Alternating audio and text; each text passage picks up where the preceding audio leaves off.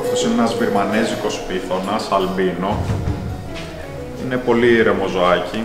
Εντάξει, δεν είναι για αρχάριους. Πρέπει να ασχοληθείς πρώτα με κάποια άλλα είδη και μετά να ασχοληθείς με ένα γίγαντα.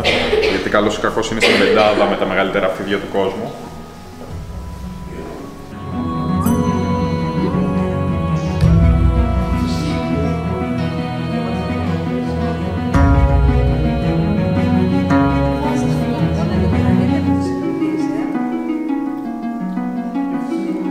Είναι πάνω από 3 μέτρα και πάνω από 30 κιλά, δεν έχει το συγκεκριμένο, μεγαλώνει πολύ περισσότερο.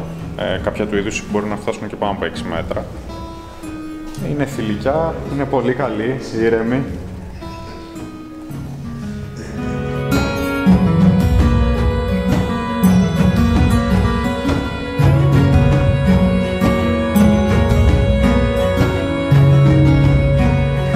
Αυτό είναι ένας ζώας εχθήρας. Ονομάζεται Boa Constrictor Imperator, Boa. Η ονομασία του είναι μελανίστικη γιατί υπερτερεί μελανίνη απάνω του, δηλαδή υπερτερεί το σκουρόχρωμο. Σε αντίθεση με τον αλμπίνο που ήταν προηγουμένως που λείπει η μελανίνη και είναι ο άσπρος με τα κόκκινα μάτια. Το συγκεκριμένο ζώο τώρα είναι γύρω στα 10 κιλά, 1,5 μέτρο και είναι αρκετά δυνατό.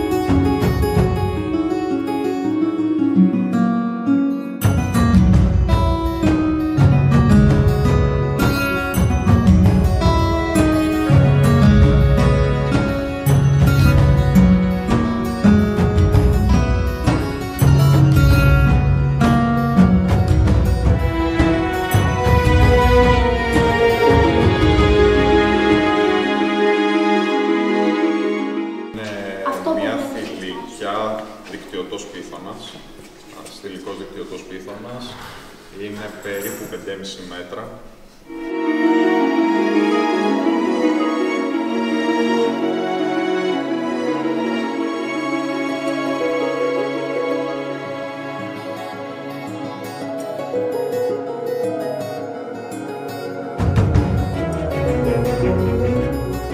Γενναιοφόρος δράκος, έχουν πάρει την ονομασία οι γενναιοφόροι δράκοι γιατί όταν δουν ένα αρσενικό, ένα άλλο αρσενικό ή όταν θέλουν να ζευγαρώσουν για διάφορους άλλους λόγους φουσκώνουν προγούλη, τα γένια εδώ πέρα.